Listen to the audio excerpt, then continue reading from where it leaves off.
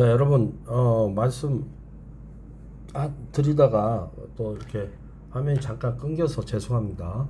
계속해서 말씀드릴게요. 그, 이제 그 할머니를 이렇게 할머님의 일상 생활을 이렇게 다루는, 그 모습, 실제로 그런 다큐멘터리 있었어요. 그런 다큐멘터리. 제주 4.3 사건 이후에 그 피해 가족분의 그 할머니 일상생활을 이렇게 다룬 프로그램이 있었죠. 그때 이제 프로그램 촬영을 하는데 아까 말씀드렸듯이 방에서 나오셔가지고 일상생활이니까요. 부엌으로 들어가셨다가 부엌에서 뭐 이렇게 밥을 지으시다가 또 쌀뜨물을 뭐 이렇게 뭐 조금 마당에다가 이렇게 버리신다든지 또는 뭐 그 빨랫감을 들고 나오셔서 마당에서 놀고 다시 부엌으로 들어가시고 이런 모습들이 일상으로 이어진다고 합시다. 또 길을 걸어가신다든지 이렇게 구부정하시면서 일상으로 일어나는 거를 다큐멘터리로 쭉 이렇게 촬영을 하는데 촬영 부분만 우선 얘기를 하면요, 이게 연출을 해서는 안 되잖아요. 할머님께 어떻게 요구를 해서도 안 되고 요청드려서도 안 되고, 그래서 그 일상 그 자체의 모습을 이제 촬영을 하고 나중에 이제 그대로 이제 찍고 나중에 이제 그 화면으로 이렇게 비춰드리게 편집해서 하는데, 그 촬영할 때 이제 뭐 여담입니다만 여러분들 좀 알고 계셔야 될 게, 부엌이라든지 안방이라든지 또 마당이라든지 길 가시는 이런 모습들이 다 어둡고 밝고 하잖아요. 이 촬영을 할 때는 그대로 다큐멘터리 그런 특성은 있는 그대로를 촬영을 해야지. 자, 할머니 어두우니까 잠깐만요, 거기서 화이트 바란스 한번 보고 조명 켜놓고 조명 켜고 하시죠. 자, 마당으로 나왔으니까 잠깐만요 할머니, 마당 나오는 장면부터 다시 촬영할게요. 자, 화이트 바란스 한번 봅시다 하고, 그러고 그렇게 하는 거 아니란 얘기예요. 그렇게 해서 촬영을 하게 되면요, 그거는 정말 인위적인 자기적인 촬영이 되는 겁니다, 제작이. 그래서 촬영 감독들은 반드시 또 조명 감독들에게 지시를 해서 미리 아주 그 촬영에 필요할 정도의 조명을 구석에다가 이렇게 배치를 하고 미리 켜놓고, 그 다음에 화이트 바란스라는 거는 그 색톤이에요. 우리가 보통 그 텅스텐과 데일라이트를 얘기하잖아요. 선라이트에 가까운 거를 데일라이트라고 하고, 실내에서 하는 걸 텅스텐이라고 하는데, 필터를 어떻게 놓냐에 따라서, 카메라의 위치에 필터를 어떻게 장치하냐에 따라서 화이트 바란스가 정확하게 색톤이 맞아 떨어지는 겁니다. 켈빈 온도는 색깔 톤을 유지시켜 주는데, 화이트 바란스 유지시켜 주는데 하는 게 켈빈 온도를 설정하는 거예요. 켈빈 온도야 뭐 어두운 곳에서는, 실내에서는 더 온도가 떨어지고, 그 다음에 그 야외 또는 밝은 또는 백사장이라든지 눈밭이라든지 이런 데가 켈빈 온도가 높습니다. 그때 설정하는 그 필터를 사용하게 되고, 거기에 따라서 화이트 바란스를 맞춰줘야만 전체적인 프로그램의 처음부터 시작과 끝이 색톤이 맞아 떨어지는 겁니다. 뭐 드라마에서는요, 가끔 그런 게 있었어요.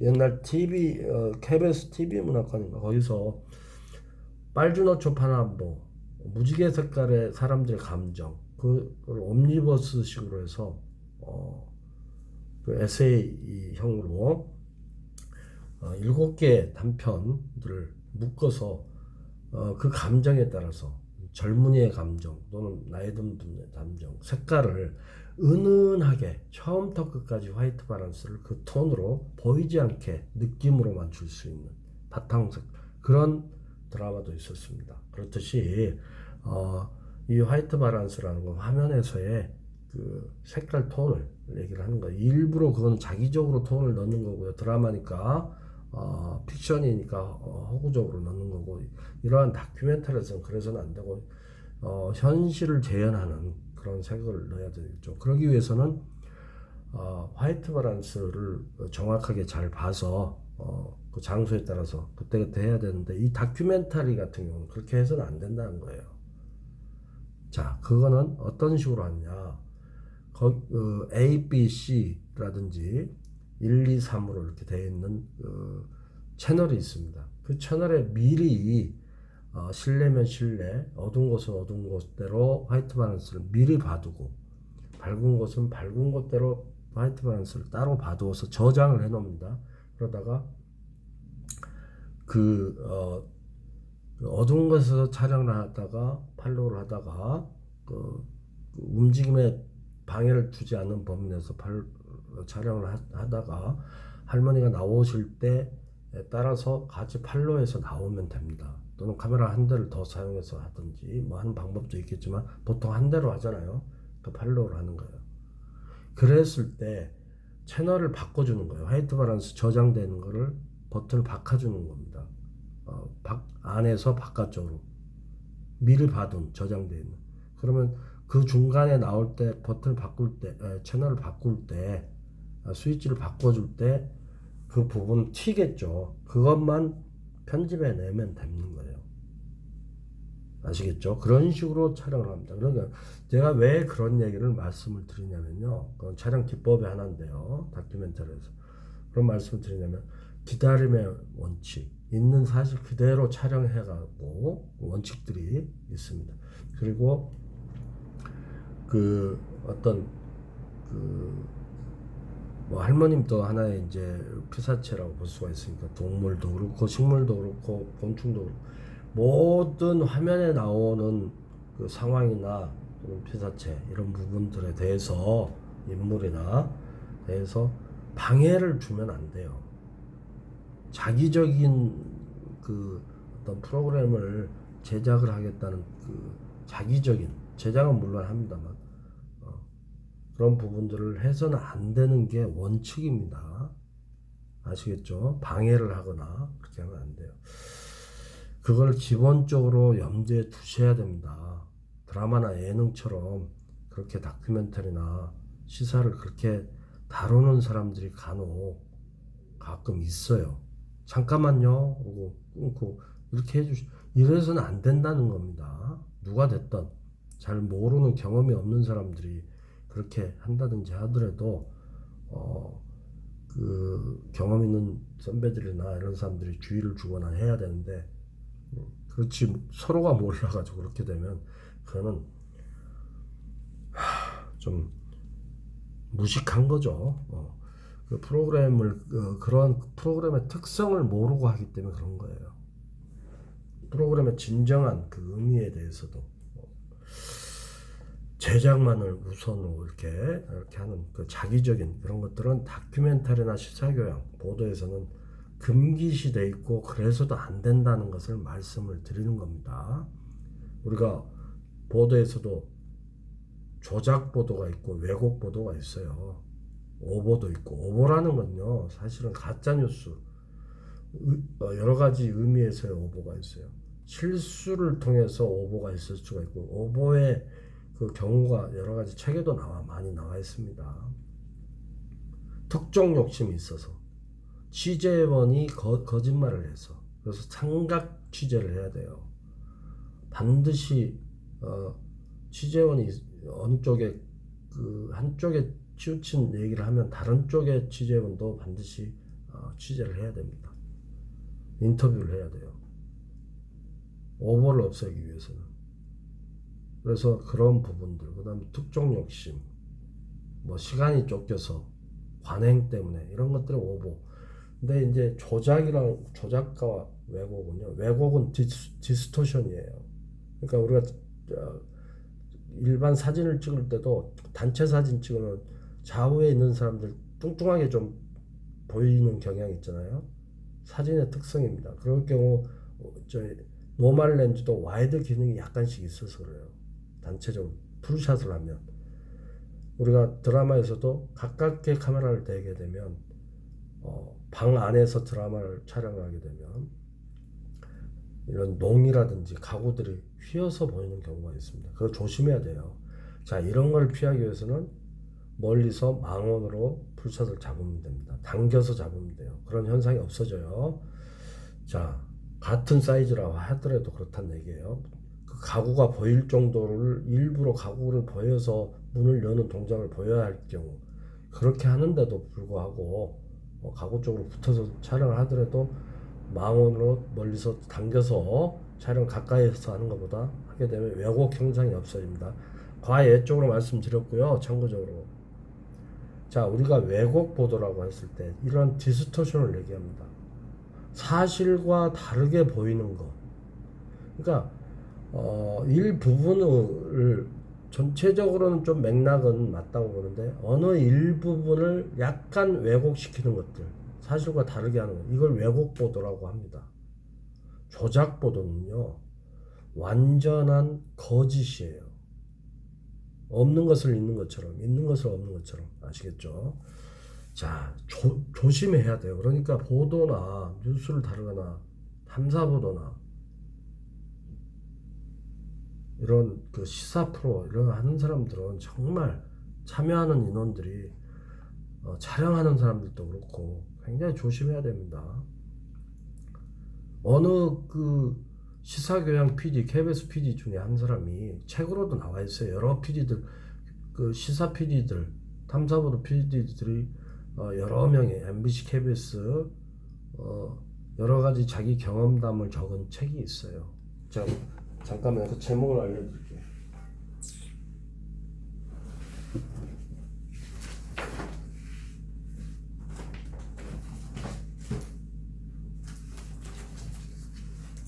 자, 그 제목이요. 책의 제목이 나는 다큐멘터리로 세상을 바꾸고 싶었다였습니다. 나는 다큐멘터리로 세상을 바꾸고 싶었다. 여기에 PD들이 대단히 많은 PD들에게 글을 썼어요. 자, 기자 PD들이. 자, 어떤 PD가 KBS PD죠. 이런 얘기도 썼어요. 대관령에 있는 양떼를 취재를 하러 갔는데 그 수없이 많은 수백 마리의 양들을 이렇게 촬영을 하는데 자기도 모르게 PD의 또 운원과 함께 그 촬영 감독이 또 자기 스스로도 주민 해가지고 뭐 그런 경우 저도 많이 겪거든요.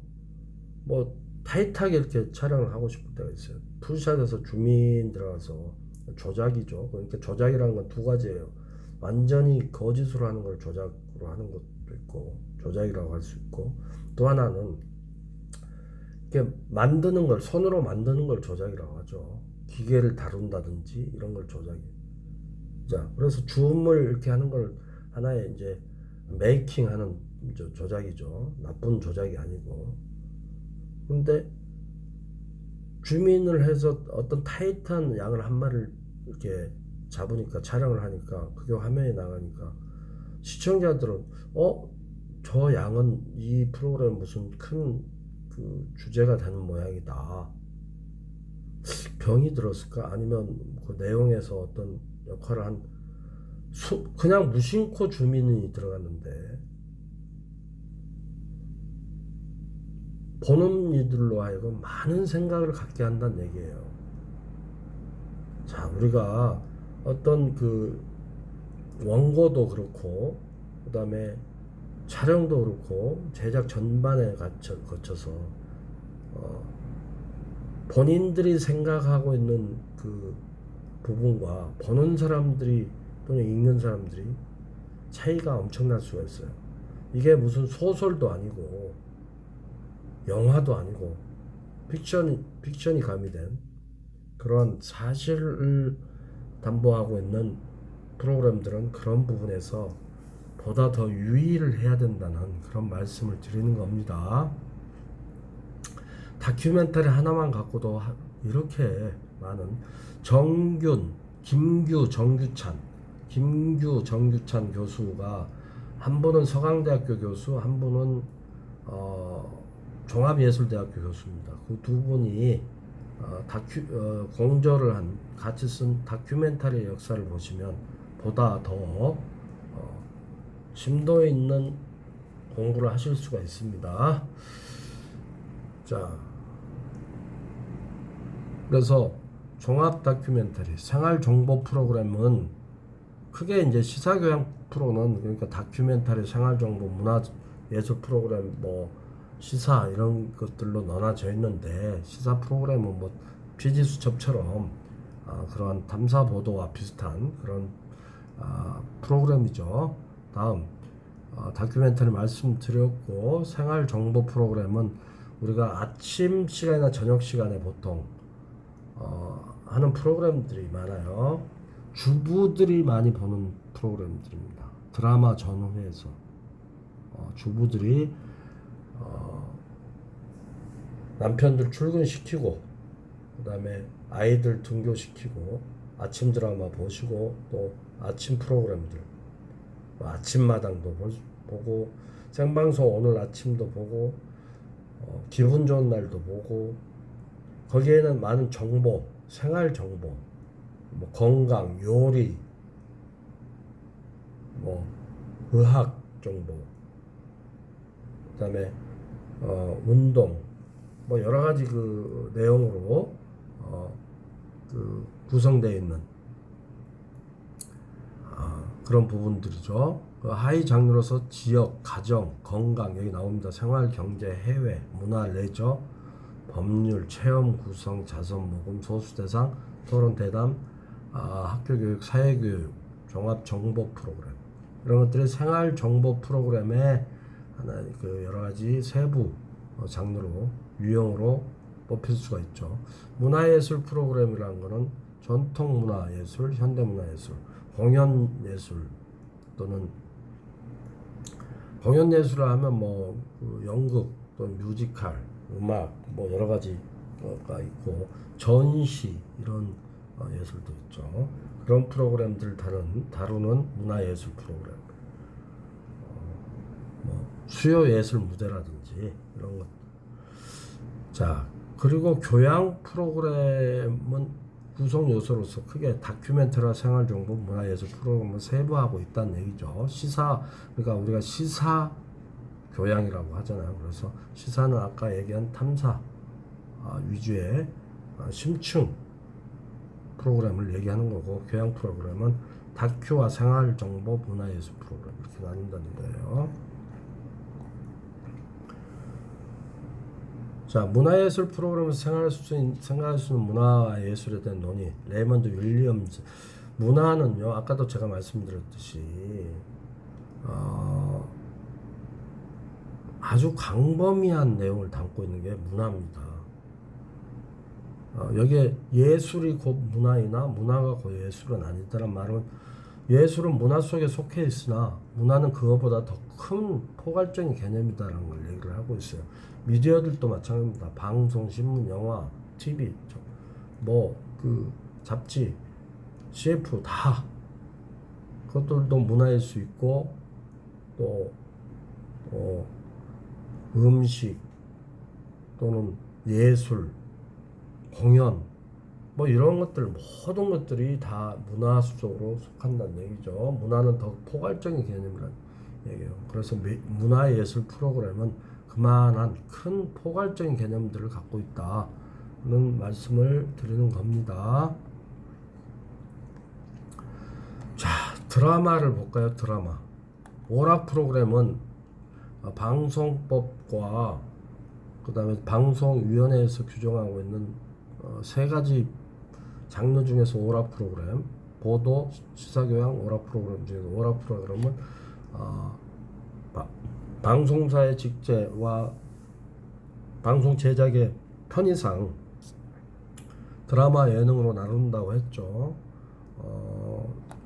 예능 외에도 뭐 스포츠, 어린이 프로그램들이 있는데, 어린이 프로그램들이 주로 시사교양에서 다루기도 하고 예능에서도 다루기도 하고, EBS의 어린이 프로그램들 많이 하니까 주로 현재는 예능에서 많이 예능 퀴즈들이 가끔 합니다. 스포츠 제작은 조금 스포츠 제작도 오락으로 속합니다. 스포츠는 제가 조금 더 말씀드렸습니다. 직업군에서 스포츠 PD, 제작 PD는 보도 부문으로 속해요. 스포츠 기자가 있기 때문에, 취재 기자가 있기 때문에 그쪽에 함께 스포츠국이라는 어떤 직제에서 그 취재 부분이 있어서 보도 부문으로 속합니다. 그러나 스포츠 제작 부분, 스포츠 제작이 어마어마하게 많잖아요. 중계방송, 야구 종목이 어마어마하게 많습니다. 동계올림픽, 하계올림픽 종목을 보면요, 그 종목이 어마어마하게 많아요. 선생님도 많은 스포츠 중계를 다뤄봤습니다만, 촬영을 해봤습니다만, 그 규칙도 있고 구장마다 다 카메라 배치부터 다 달라요. 저희가 이제 각 방송사에는 그 후배들을 위해서 그걸 책으로 다 엮어냈죠. 어떤 야구 중계를 하나 하더라도 지방의 운동장마다 다 카메라 배치하는 방법이 다 틀려요. 위치도 틀리고, 배구도 그렇고 뭐 농구도 그렇고 축구도 그렇고 카메라 화면을 이렇게 하는데 가장 적합한 화면을 제공하기 위한 좋은 위치들 다 잡아놨어요. 그것뿐이 아니고요. 뭐 수영부터서 해서 뭐 하키, 뭐 얼마나 많은 스포츠가 있습니까? 태권도, 뭐 탁구, 테니스, 탁구, 테니스, 태권도. 저도 진짜 많이 그 스포츠 촬영을 많이 해봤습니다. 동계올림픽 같은 거, 지난번 우리 평창 올림픽 할 때 저는 이제 강릉에서 아이스 하키 이 부분을 맡아서 촬영을 했습니다. 그렇듯이 스포츠 프로그램이 어마어마하게 많아요. 스포츠 제작입니다. 오락 쪽으로 들어가긴 하나 흥미 유발하는 그 직제상으로는 스포츠 취재 부분이 있어서 보도로 속한다, 그런 말씀 드리고요. 자, 그 중에서 드라마도 많잖아요. 드라마 하이 장르로서 멜로 드라마, 홈 드라마, 로맨틱 드라마, 역사 드라마, 경찰 드라마, 법률 드라마, 다큐, 일일극, 일일 연속극, 그 다음에 주말 연속극, 수목 드라마, 월화 드라마, 금토 드라마 같은 경우에 이제 그 이태원 클래스 같은 경우가 편성해서 독특하게 금토가 별로 없었는데 주말은 주말, 토요일, 일요일 이렇게 묶었었는데 금토로 이렇게 그러니까 토요일이 공휴일 되면서부터서 금토를 금요일을 거의 주말 부분이잖아요. 그래서 주말이 이제는 금요일이 주말이기 때문에 주말을 그렇게 물론 그 달력상으로는 주말이 토요일로 되지만 우리가 일하는 그런 흐름에서는 주말이 금요일로 되어 있기 때문에 저 굉장히 그 신선한 편성이라고 저는 봤어요. 드라마의 특징은 뭡니까, 여러분? 영화 달리 연속극이에요, 연속극. 특집극 같은 걸 빼놓고 8.15 광복절 특집으로 한 편을 한다든지 두 편 빼놓고는 다 연속극입니다. 영화는 한 편으로 끝나지만 연속극이에요. 관객은 극장에서 모여서 보는 게 관객이고, 물론 영화도 요즘에는 넷플릭스나 이런 거를 통해서 TV에서 뭐 가정에서 봅니다만, 드라마는 시청자는 집에서 편하게 사무실에서 편한 장소에서 보는 특징들 있죠. 드라마, 영화 특징들이 확연하게 다른 여러 가지 내용들이 좀 있습니다만, 그런 부분도 나중에 선생님 뭐 기회가 되면 자료로 한번 올려드리고, 어쨌든 설명이 필요한 부분도 많아요, 그 자료도. 근데 어쨌든 드라마의 특성 연속극에 있다. 그래서 연속극의 특성이기 때문에 여러분 제작할 때 특징적으로 대본을 쓰는 드라마 작가와 영화 시나리오 작가가 다르게 쓰는 이유 중에 하나가 그겁니다. 연속극과 한 편으로 끝나는 영화 시나리오. 영화 시나리오는 기승전결, 뭐 그 절정, 결말, 발단, 전개, 그다음에 절정, 결말, 뭐 이런 순으로 가지 않습니까? 그런데 드라마도 마찬가지입니다만 전체 뭐 일일 연속극 같으면 125부작, 130부작 한 6개월 정도를 하니까요. 주말도 한 6개월 정도 하는데 미니 시리즈 같은 월화나 수목 드라마 같은 성향 빼고요. 그때 이제 일주일에 2번 하는 편수와 일주일에 5번 하는 편수가 다르기 때문에 이제 편수가 달라지지만 시간 방송 분량은 다르지만 매일. 그래서 어쨌든 연속극은 처음에 시작할 때부터 끝까지의 그 전체의 기승전결이 또 있을 거 아닙니까? 발단, 전개, 절정, 결말이 있으니까 위기도 있고 뭐 절정, 그 다음에 결말 이렇게 되죠. 그러니까 그러한 것을 전체적인 맥락에서 봐야 되는 거고 연속극은 영화는 한 편으로 끝나기 때문에 한 편으로 그냥 보는 거죠. 자, 그렇기 때문에 연속극의 특징은 뭐냐면요, 드라마는 마지막 부분을 항상 다음 날 일일 연속극 같으면, 그리고 다음 주 뭐 금요일 같으면 다음 주 월요일을 보게, 특히 금요일 저녁 일일 연속극 같은 경우는, 또는 아침 드라마 같은 경우는 굉장히 궁금증을 유발시키는 내용으로 끝냅니다.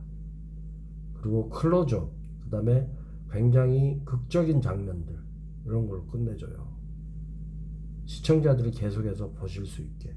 주말도 마찬가지입니다. 그러한 특징들이 있어요. 그래서 거의 클로즈업으로 끝나는 장면들, 연속극. 시작은 루즈하게 시작합니다. 자막이 들어가야 돼요. 같은 장면인데 이전에 시작된 하나의 씬을 먼저 이어서 다시 찍는 경우가 많아요. 왜냐, 사이즈가 달라지니까 처음 시작되면.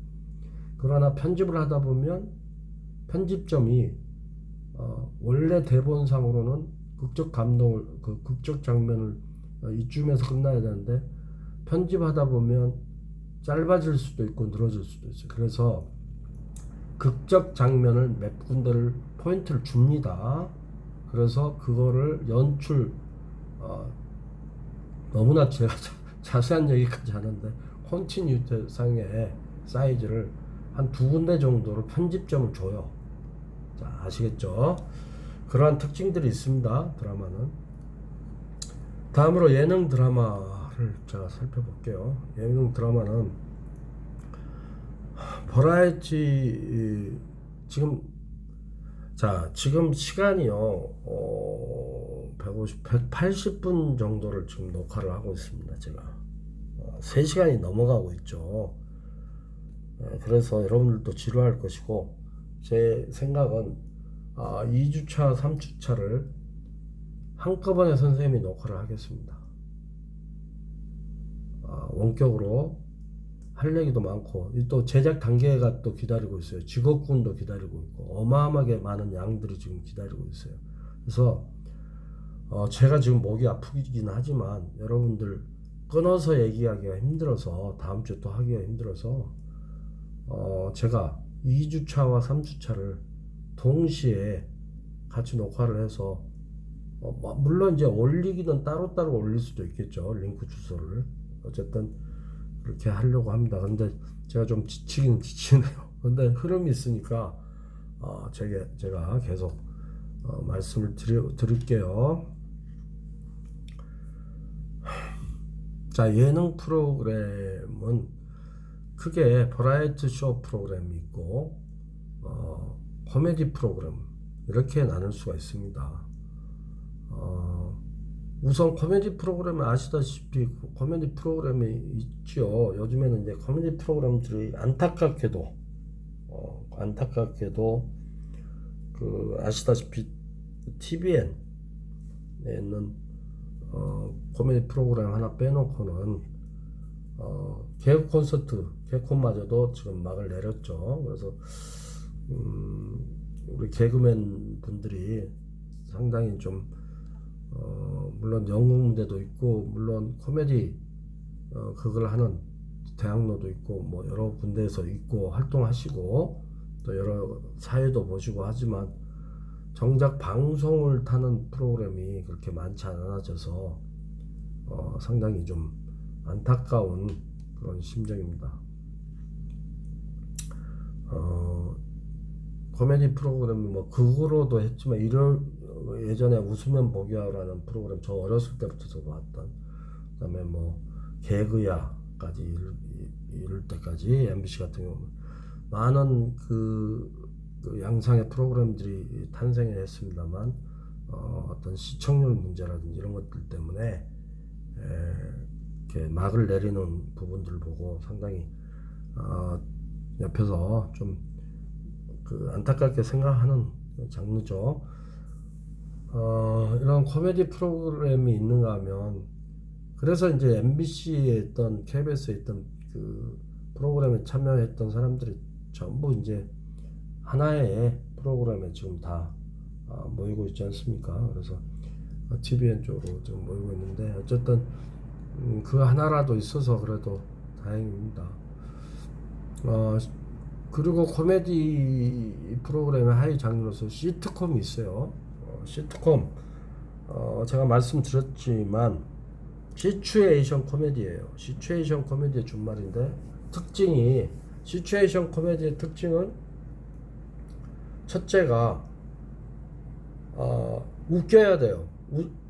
재밌어야 돼요. 웃겨야 돼요. 감동이나 뭐 이런 것도 좀 드라마처럼 있을 수 있지만 기본적 시트콤의 존재 이유는 웃음에 있습니다. 웃음과 해악 이런 쪽에 있어요. 그래서 우리가 시퀀스라고 하죠. 하나의 한 편의 드라마든 영화든 간에 시퀀스, 컷이 이루어져서 샷이 이루어져서 샷과 컷은 나중에 촬영 부분이라든지 이런 부분에서 제가 좀 말씀드리겠습니다. 조금씩 달라요, 의미가. 샷이 모여서 씬이 되고 씬이 모여서 시퀀스가 되는 거죠. 그래서 샷은 하나의 장면들입니다. 장면들이고, 컷은 자 레디 고 스탠바이 큐. 그래서 스탠바이 큐도 어떻게 하는지 아시죠? 카메라 붙어서 자 스탠바이 카메라 하면은 카메라가 먼저 돈 다음에 연기를 시작돼야 돼요. 연기를 먼저 하면은 카메라 녹화되지 않은 건 다 잘리겠죠. 그래서 카메라부터, 자 그럼 그 레디 카메라가 됐냐고 먼저 PD가 물어봐요. 그러면 카메라 감독이 됐다고 카메라 스타트라는 얘기를 해줍니다. 스타트 얘기해주면 액션이 나중에 2, 3초 있다가 이루어져요. 음성으로 큐를 줬으면 그 부분을 잘라야 되고 편집해야 되고, 손짓으로 했다면 그냥 액션 그 자체가 처음부터, 그러니까 처음에 붙어서 중요한 장면이 바로 시작되는 표정 연기라든지 이런 것들은 음성으로 큐를 주면 안 되겠죠. 그 FD가 AD의 뭐 스튜디오 촬영이라든지 이럴 때는 인터컴으로 듣고, 또는 야외 촬영 같은 경우는 PD가 직접 그 연기자가 보일 수 있는 위치, 아주 좋은 위치에서 뭐 아래쪽을 보고 있다든지 흐느끼기 직전, 그럴 때는 아래쪽에서 큐를 준다든지, 화면에 그 큐를 보고 있다는 걸 느끼지 않을 정도의 위치에서 주는 겁니다. 주고 시작되는 거예요. 자 카메라 시작되고 액션 시작되고, 그렇게 이제 해서 컷 했을 때 그 카메라가 롱 테이크가 됐든지 테이크라고 하죠. 그걸 컷이라고 해요. 그 컷들이 샷들이 모여서 이렇게 프레임들이 모여서 이렇게 샷이 되고 샷이 컷이 되고 하는 겁니다. 컷들과 샷은 그 같은 개념을 쓰지만, 그래도 샷은 주로 사이즈 바스트 샷이라든지 그런 샷 이런 때 쓰는 것들을 개념적으로 얘기를 하는 거고요. 컷은 하나의 컷도 될 수 있지만 롱 테이크의 의미도 있습니다. 자 스타트해서 카메라가 스타트해서 멈출 때까지 컷입니다. 길이가 길든 롱 테이크도 있고 숏 테이크도 있습니다. 자 그런 테이크가 모여서 씬이 돼요. 씬은 주로 시간의 그 장소의 흐름이에요. 장소가 바뀔 때 씬입니다.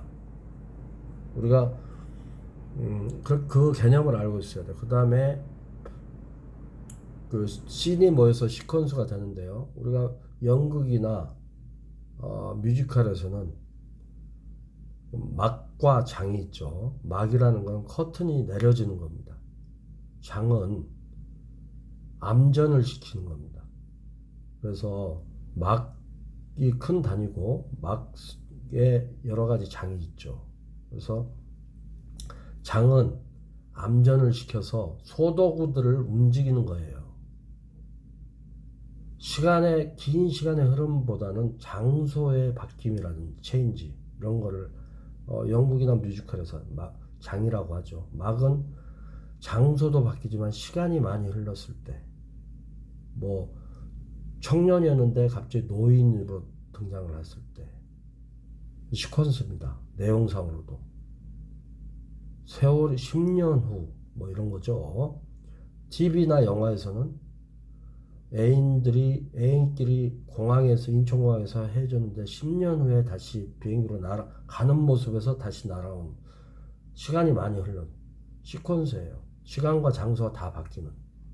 뭐 짧은 시간도 씬이 짧은 시간에 흐르면 씬에서도 수용이 되지만 아주 긴 시간, 이 장면 전환을 할 때 영화나 TV에서는 기법이 달라요. 그래서 디졸브가 있고, 오버랩이라는 건 디졸브가 짧게 하는 걸 오버랩이라고, 이렇게 화면이 겹치는 거죠. 디졸브는 좀 긴 오버랩을 얘기하는 거예요. 이런 거는 씬과 씬의 체인지입니다. 장면은. 그 다음에 시퀀스는 막을 내리는 것처럼, 우리가 브레이크 타임도 주잖아요. 막을 내리고, 자, 쉬는 시간. 물론 이제 영화나 TV는 그렇지 않지만, 이런 장면 전환은 페이드 인, 페이드 아웃입니다. 페이드 아웃하고 다시 페이드 인, 어두워지고 밝아지는 걸 얘기하는 거예요. 아시겠죠? 물론 장면 전환 기법 많습니다. 포커스 인아웃도 있고, 그 내용에 따라서 뭐 교통사고가 났는데 병상에 누워서 혼미해 있을 때 보일 듯 안 보일 듯 한 포커스 인아웃도 있고, 장면이 변하는 것도 있고, 그다음 옛날 시대로 갔을 때 다시 돌아올 때 정신을 차려 꿈을 꿨을 때 아이리스 인아웃도 있고, 흑백으로 변했다가 뭐 갈라로 변했다, 여러 가지 기법들이 있어요. 장면 전환. 그러나 전체적으로 씬과 씬 디졸브, 그다음에 시퀀스와 시퀀스는 페이드 인아웃이라는 거를 여러분들이 좀 알고 계셔야 되고, 우리가 느낌상으로도 많이 봤죠. 느낌상으로도 그렇게 느끼고 계시죠. 시트콤 얘기하다 그랬어요. 시트콤은 이 시퀀스와 시퀀스 사이에 반드시 시퀀스가 끝나는 부분에 웃음소리가 들어가야 됩니다. 웃기면서 끝나야 돼요. 그리고 다음날 뭐 외경, 집안의 외경을 보여준다든지, 뭐 주택의 외경, 그러면서 약간 트래킹을 하면서 보여준다. 하하하 웃음소리 나오고. 자, 그게 특징이란 얘기예요. 그 다음에 세 번째는요, 그 웃음을 더빙을 나중에 한다. 그런 부분. 관객의 웃음이 반드시 있어야 된다. 또 하나는 거기에 출연하는 사람들이, 연기하는 사람들이 주로 아시다시피 탤런트들이 많아요. 자, 코미디 프로의 장르니까 코미디언이나 개그맨들이 많이 나와야 되지 않느냐.